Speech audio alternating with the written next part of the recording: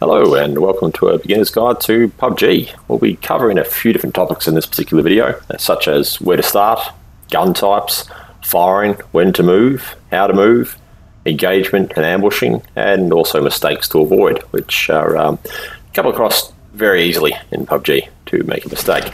That is either not getting correct cover, moving at the incorrect time, and also just sort of not having the correct type of weapons and optics for that matter. So this will not be entirely comprehensive, but it will certainly get you started on the right track in regards to some of the small little bits and pieces that can make your game a little bit easier, particularly if you have only played a few rounds of PUBG or haven't played them at all. It may be the difference between sort of basically getting a few wins and not. So sit back, relax, hope you enjoy, and if there's anything missing, we'll try and cover it later on. Thank you. We'll start off with just a bit of a look at the three different maps that are currently available. Here you have Erangel. I've highlighted a few little red zones there that have some decent loot to them and will also keep you out of a lot of the direct combat, of course, unless a plane is flying directly across those particular positions. Highly recommend trying to keep in mind the flight path of that plane as well. Next up is Miramar, the desert map, of course. Same sort of scenario. Again, I have tried to highlight sort of a number of different positions that I find consistently deliver medium to high loot. And again, will keep you mostly out of the high population zones. And of course, vehicles are nearby this position, which are quite paramount on this particular map. Last but not least, we've got Sandhawk. This is the new map. This is quite a small map compared to the other two. You will be encountering people quite often on this particular map. Watch your angles, watch your sixes. Again, red zones, hit those areas and avoid using vehicles if you can. So I just wanted to quickly cover off using weapons in essence. So obviously get some optics as soon as you can. Having optics on there will give you a much clearer field of view. You know, your 4x scope, your 6x scope, get those on your long-range weapons. Get yourself a little submachine gun, get yourself a little MP5, something like that. Something that, of course, you're going to be able to use for those close range engagements. Those things just spew out the bullets. Get yourself then a medium to long-range weapon. Put some good optics on there as well. Always have your guns fully loaded, and I highly recommend just going into some of those red zones that I've highlighted, having a bit of a play around, getting a feel for the weapons, getting a feel for the recoil, because of course you can counter that recoil by pulling down on your mouse, and of course just keeping that bullet spread sort of nice and tight. You will, as I say, get a much better effect with ADS versus just holding right mouse button and shooting, or just spray and pray for that matter. Probably one of the most important things in PUBG is stealth. It is definitely your friend. Get yourself some silencers. Primary attachment to have. That is definitely what you want to go for. Also, moving around the place. Keep it slow. If you suspect an enemy is nearby, if you know they are nearby, crouching, obviously moving at a slower pace, walking for that matter. You want to try and keep that noise footprint down, because whatever noise you make, that will draw people in. One thing I've been noticing more recently than in the past is people pushing very hard very early on. If you drop into a location and someone else is there, they are most definitely going to push you. I'll put it this way, 9 out of 10 times they will. So the question is, are you going to be the one that pushes, or are they? So get yourself a weapon first thing, ignore everything else, get ready for their attack, or if you feel confident enough, push into their attack. They're going to be doing the same thing as you are. See this guy just here, obviously was fluffing around, grabbing a, well, in this case, a helmet and a backpack. Wasn't quite ready, went and grabbed himself a shotgun. I didn't do the best shooting there, but the point is, with the pistol, when having to reload, I was still able to get him. Another thing to keep in mind is also to have a look for other parachutes as you are coming down. This guy just here does not seem to have any idea whatsoever that I'm there, but of course I was looking for other shoots as I'm coming down. I normally count them, and of course I count off the kills in the nearby areas, well, just get an idea of who or how many people are around. So no idea, happily sort of looting and dead.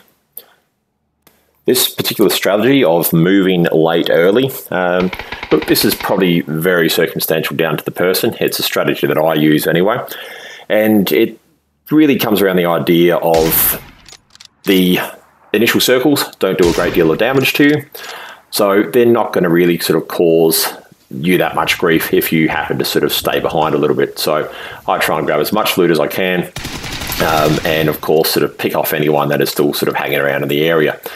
This enables me maximum looting time to get as well geared as possible, because later on in the game you do not want to be worrying too much about loot. It really is just making the most of what you've got at that point, because you really should be very well geared when it comes down to the final sort of few circles. If you're not, well, you will suffer for it. So on to getting around. Some of the bigger maps, you're definitely going to want to get yourself a vehicle, particularly if the circle is quite a distance from you. Vehicles with a bit more cover, some of the Jeeps, that sort of thing, of course, are going to be a lot safer to drive around in. It's a lot harder for someone to get a shot on you. The buggy just here, though it's fast and fantastic off-road, doesn't provide a lot of cover. Don't worry about the van, just don't worry, unless you're in an absolute bind. Motorbikes, fast, fantastic, but of course they are a bit dangerous off-road. You flip, you're going to die probably, especially if you're going at speed. I've died a lot of times in the, motorbikes. The other thing to bear in mind, vehicles of course can be damaged, tyres can be shot out, or they can be out of petrol like this one, and that's a real bugger when you're towards the end of the game. They are a bit of a double-edged sword, of course. You're going to be able to get somewhere nice and quick, but they make a lot of noise. E.g., I heard this guy's buggy, he heard me at the last moment, and of course we engaged. But look, there's pros and cons. I've certainly won a few games before by using my vehicle as cover. Of course, they do make fantastic movable cover, bearing in mind they can be blowing up. Despite the fact of using vehicles as cover in a few games to win them near the end, it's not something I'd highly recommend. Because of course you're very visual, you're making a lot of noise, you're very easy to spot because you're in the vehicle, so everyone's going to know where you are. And in those final few circles, again, stealth really is a key thing there. Everyone's in really nice and tight. They're generally quite well armed. You're going to find grenades are coming at you left, right and centre. And of course, really it's a game of cat and mouse in those final few circles. So again, very situational. If you have to use a vehicle, do so, but do so carefully. And one quick note when it comes to vehicles, look, they're a dead giveaway in regards to someone being there, so not a bad idea, if you can, to hide your vehicle. In this particular instance, I got multiple kills just by no one knowing I was there. Now, on to the art of the ambush. This is very much probably down to the type of play style that you like. However, a lot of people will ambush in this game. It's quite easy to do so. So, of course, if you're relying upon a decent set of headphones, you're going to have a good idea as to where people are situationally via the audio. You're also going to obviously be able to visually see them.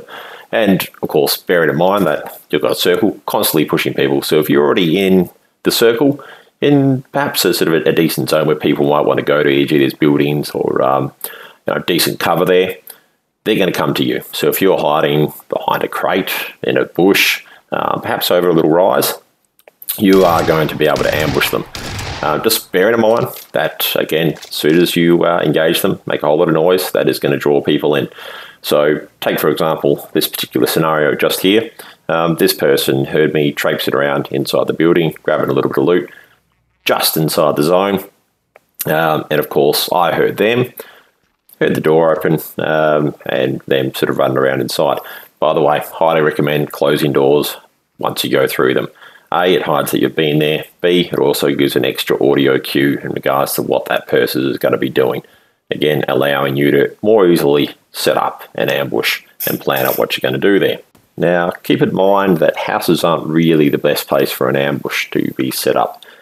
You, of course, are very narrow in regards to where you can engage your enemy from. Of course, it's very narrow for them in regards to sort of where they can engage you from, but it's going to often come down to a battle of who's quicker on the trigger finger. So that particular kill that I just had previously was in this building. That guy obviously heard it. Not really too many places I can go, so I'm forced to engage him here. Had to get rid of that grenade that I'd cooked as well. And of course, I do end up winning the battle, but as you can see, despite having the drop on him, it was pretty obvious where I was going to be, and he took his time, but he turned there pretty quickly anyway. Another thing to keep in mind, particularly on third person, not so much on first person, you, of course, if you've got the high ground, you are going to be able to see over those ridges. So this is definitely a game where the high ground really does matter. Not only can you lob those grenades further, you're going to be able to, as I say, see over the top of that ridge, angling your camera and get the drop on your enemy. Bushes, look, they provide fantastic cover, but look, yeah, the amount of times I've been in the bush thinking I've been really nice and camouflaged, but lo and behold, most of my body is fully exposed. That guy didn't see me though, but anyway, that'll happen occasionally. Now, some people may call this camping, but look, it's a perfectly valid tactic in PUBG. It's going to get you the kill. That's all that really matters, and it's survival until the end. Again, that last kill's the main one that really matters. All the other kills prior to that, well, they're sort of icing on the cake. Another reasonably sort of decent tactic to keep in mind is that if you are going to ambush someone, don't necessarily run to their loot crate straight away, because chances are someone's going to have heard the engagement, particularly on, say, Sandhock, where you've got that tight engagement area, or it's one of the last few circles. Of course, you can also get, well, ambushed as well. That guy was sitting in a bush just waiting for me to jump out the window. He heard me. Funny thing is, though, he gets, well, ambushed only a few minutes later. That's why I decided to watch the death cam. It was rather entertaining. Now, anticipating attack is something that is worthwhile trying to get your head around in PUBG, as it kind of is any FPS, really. So this guy, I knew he was going to push. I heard the plane. I knew he was going to probably use that as his cover to noise, because it does make fantastic cover to in regards to your footsteps. And of course, I was ready for it therein, because, hey, it's what I would do. So try and get inside the head of your enemy and figure out, hey, what are they going to do? Is quite a good tactic. Not easy to do, but you eventually get the hang of it. Just like this sort of scenario just here. Obviously, I lost control of the vehicle. I was actually sort of hunting the sky for just a little bit of fun. I did anticipate the fact that there was a sniper up there. I was taking a few shots. I figured, well, where's he probably going to be? He's probably going to be up on the hill there.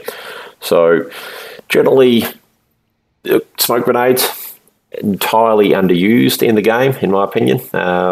Look, a lot of people sort of will use them near the end, but, you know, I use them, well, throughout the game, whenever I can, whenever I think it's going to give me an advantage. So he does take out a tie here, but he's not able to actually get a decent shot on me. So I'm able to use the smoke grenade, exfiltrate from the area, and get to safety. And, well, he's left behind playing around in the encroaching circle. Now, the almighty supply crate. These things can be a blessing and a curse. Don't recommend really going for one near the end of the game. Obviously, this is that particular one was, well, near the end of the game, tight circle. I ended up getting killed because of that crate. So that was a silly move by me. Look, there's pros and cons to go into them. They do draw people in. They are like a magnet. If you can get to a slight supply crate before anyone else can, fantastic. And if you are certain of that, by all means, go for it. But if you don't think you can get there before other people, e.g. you don't have a vehicle or it's dropped a bit of distance from you, I wouldn't really worry about it. People often use them, and I certainly do, as a bit of a lure. I'll set an ambush and I'll take out whoever comes in there, even if I find an empty supply crate for that matter. So if you come across one, scout the area out first, make sure it's safe, then go in. That's if it's been a bit of time since it's been there. But again, I normally avoid them. I can't honestly say that it's made a huge difference between me winning and losing a game in the past. That's just, you know, my take on them anyway. But hey, look, ghillie suit, fantastic. A few other bits and pieces that are in there, but that ghillie suit, you know, it's probably the key thing. And I suppose your level 3 helmet, it's going to protect you from a KR98 shot to the head. Well, stop you dying at one shot at least anyway. You'll still take a lot of damage. So here's probably sort of I guess a good example. I saw this supply crate drop and thought, well, no worries, I'll go in for it. I did know there was a guy down this way. Of course, I was counting the parachutes as I was coming in. There was only one guy that came down into this area. This is quite early on in the game. And I did want to, well, see if I could get to it before him. And there's always the hope that no one would see it. Certainly a number of times I've come across crates where they're completely untouched. So run to this just here. I did make one critical error. I probably should have scouted out a little bit better first. Turns out that this guy was, well, either A, sitting on the ridgeline just above him, just there, in which case, being the fact that it's third person, he could look over the ridge and see into the area that I'm in without basically putting himself at risk whatsoever. And I believe that's probably what he was doing. Hey, it's what I would probably do as well. So he obviously decides to sort of engage me then, puts the pressure on me. I made a critical error here. I decided to withdraw, and I withdrew very badly. I would have been much better off either A, staying at the crate, because chances are he's not got 5 or 6 or 7 or 8 grenades, so I could have used that as cover. Or I could have gone just below that ridge line just there and held him off from there, but I sort of freaked out a little bit, disengaged, ran, and in the end, well, it got me killed. So realistically, if you are trying to disengage from someone, make sure you are constantly moving within cover, and of course out of their line of sight, using trees, the terrain, smoke grenades, whatever you can to try and hide yourself. Now, probably on to one of personally my biggest rules when it comes to playing this game that I try and adhere to, but it often doesn't go down that way. E.g. in this particular clip, I'm too busy engaging someone to move, and in the end it does end up getting me killed because I put myself in a position where I have to move with terrible cover. So the idea of moving early, late, and again, earlier on we covered moving late, early. Moving early, late is really about getting into those positions where the circle is not going to put additional pressure on you. You've already got tight positioning, people closed in sort of quite tight confines. They're well geared. The last thing you need is that circle putting that additional bit of pressure on you, because of course it is just going to wipe your health out really quick. Now, if you can get yourself into the center of that circle and forcing your enemy to actually come to you, you really have a huge tactical advantage. They can't really easily engage you because they've got that additional sort of pressure of the circle, whereas you don't have to worry about that. Of course, they're going to be a lot more visual. Again, you're going to be able to sort of sit relatively still. You're not going to be making a whole lot of noise. So again, moving early is always a good idea. Sometimes, again, here's another scenario, once more, where I get way too distracted by engaging other people and get myself killed. I was doing really well up until that point, but look, that's unfortunately just the nature of the game. It's a shooter. You are going to want to shoot people, but hey, it's good fun. So in summing up, hopefully these tactics give you a bit of an edge, particularly if you're new to the game. Certainly I found that using these sorts of tactics made a bit of a difference for me anyway. Certainly guaranteed a few wins early on in my play days with PUBG. But look, you know, it's like anything. It's down to the particular way you like to play. This works for me. Regardless of that, though, if you are new to the game, I'd certainly grab yourself a few weapons and have a bit of a play around with them. Just drop into some of those sort of more secluded zones, fire off a few rounds. One thing I can definitely highly recommend is getting yourself some optics. That's personally the only time I'll really go hunting people, is if I need some better optics, because that makes a world of difference, particularly on your medium to long range engagements. Don't highly recommend going to long range engagement. It's not going to give you that much of a benefit. Someone else will probably kill the guy, or you'll come across them earlier on or later on in the game, and chances are they've probably been playing for a lot longer than you, and they're going to get a headshot on you, like that guy just there. Mind you, he does get a headshot on me through multiple bushes and instantly, without actually having seen me at all prior to that. So yeah, he was hacking, but anyway, you'll come across that occasionally. I've only come across probably about 10 hackers the entire time. Sometimes they're blatantly obvious, other times they're not. But look, at the end of the day, it's a game. Laugh about it, have a bit of fun. But most of all, guys, just enjoy, and see you out on the battlefield.